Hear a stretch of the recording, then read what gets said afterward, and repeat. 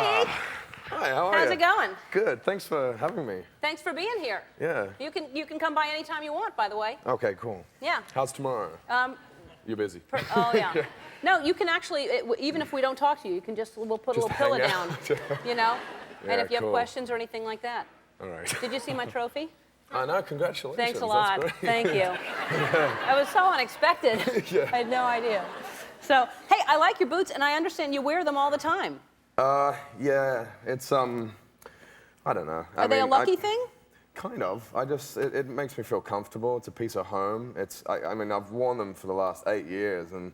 Those boots? Yeah, I'd say if you, like, poured concrete into them, you'd just pull out a perfect molding of my foot, because you know... But they recently had a little makeover because I was going to say they're in good shape. Yeah, they met the polish and brush. You wore them to the Oscars. Yeah. That's how I know that. You wore the. Well, you can't really see them, but I know, those are the same boots. They look good for 8-year-old. Yeah, well, I was. There were a few conditions in you know, being able to wear them to the Oscars. I had to polish them up, so. They had a bit of a makeover for the And then have you scuffed them up since then? Did you go out purposely and scuff them up? Yeah, I just dragged my toes through the streets. And yeah. Really? No. Oh. So now Naomi Watts, who is should I say your girlfriend? That's who is. Yeah. Yeah. Can I say that? Yeah, but don't tell anyone. Okay, no. So Naomi Watts was on the show recently, and she shared a great recipe, macaroni and cheese, which was delicious. Now, do you cook as well? Yeah, I do. I like my Italian food. I can cook a good lasagna or a spag bog, which is spaghetti bolognese. Do other people call it spag bog, or is that something you made up? I think I made that up. I'm not sure. Yeah. Do you order that in a restaurant, spag bog? Yeah. And do they know it? Then you have to say spaghetti bolognese? I have to explain. So you're taking more time, actually, than shortening it. Exactly. You're saying spag bog, then they say, what's that? And then you say it's so... Yeah, it's a waste of time. It sure is. Yeah. But I'm sure people don't mind talking to you longer, but so they're probably happy. Say something else different. Yeah. So now you cook spag bog? Mm-hmm. And is there something special? Because what Naomi did is she put truffle oil in that. Yeah. I taught her that trick actually. That was I got a little bottle of it was from Jones's on 3rd. They have the little white truffle oil. Yeah, Jones on 3rd. That's a great place. It's like our Ritz-Carlton version of macaroni and cheese. You taught her the truffle oil in there? She took credit for that. Yeah, sorry, honey. Well, what else did she lie to me about? Because it's delicious. Instead of just being plain macaroni and cheese, you put a little bit of truffle oil in there, and it was so delicious. Yeah, you can... All right, so what do you do special to your spag bog? Nothing really. There's a few like secret ingredients that I can't tell you about. No? But, no. And I don't know. It's pretty straightforward. There's a few different versions of it. There's one like you can use like 4 different types of meat. Like you can put bacon in there or salami. You grind it up. Minced meat. Mm-hmm. I'm doing a cooking show right now. No. Well, that's because we're into that right now. I actually had something prepared earlier. We have an overhead shot of something burning next to you. Yeah. Well, but I'm just interested because I don't know too many people that especially men that cook, and I like that you know how to cook. Yeah. Yeah, I think it's I get impressive. hungry a lot. And you get hungry a lot? Yeah. Well. Don't you? Well, so do I, but I just go to a restaurant. That's what I'm saying. That's because you're lazy. Yeah. I'm just joking.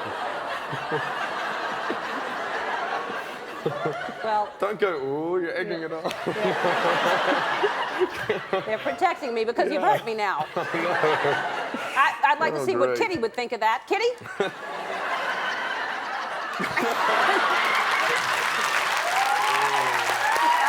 have to go to commercial. We'll do that. Back with Heath Ledger. And that's a clip from Ned Kelly. And it's sort of, Ned Kelly was like Billy the Kid in a way, wasn't he? Yeah, kind of. He's one of the very few Australian kind of iconic figures we have, and Yeah, he was a young guy that was, you know, a victim of circumstance and of society, and just was very proud of his origin.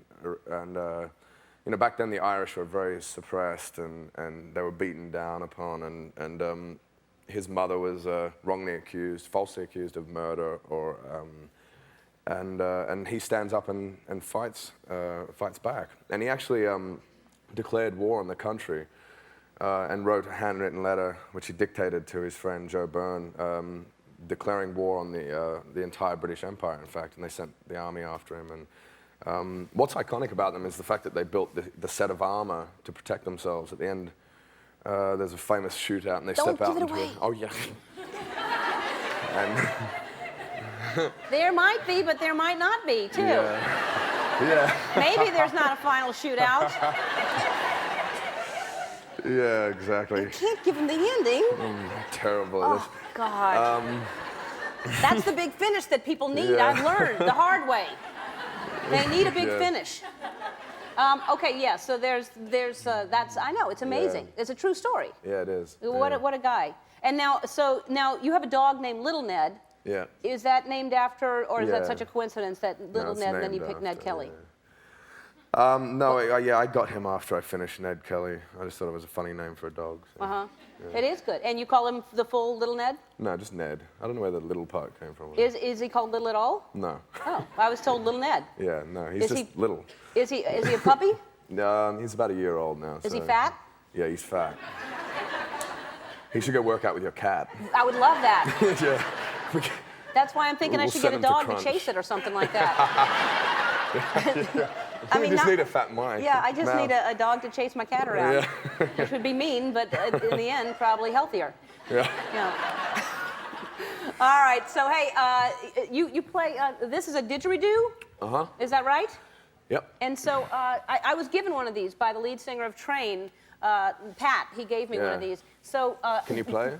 can I? He handed it to me, and I tried. Which end do you play? Yeah, this one. That end. They say if you turn it upside down, the soul will fall out, or the spirit will fall out, so don't turn it upside down. But I already have. I know, well, try the other one then. Okay.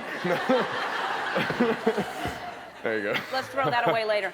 All right. So what do you do? Okay, basically, I mean, all the sound comes from your mouth, from your lips, from your tongue. Well, then why do you need this? It's just for presentation. Okay. Yeah. All right. Anyway, I've prepared a little something.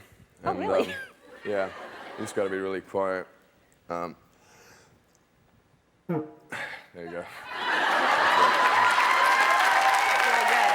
Very good? Sorry about that. That's a bad joke.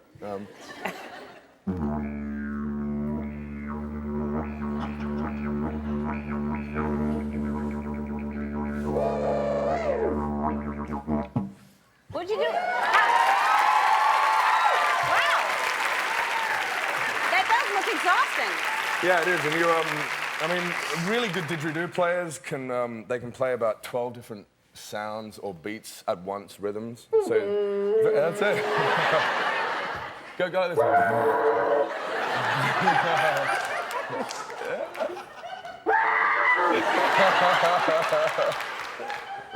Kitty, what do you think of that, Kitty? Yeah.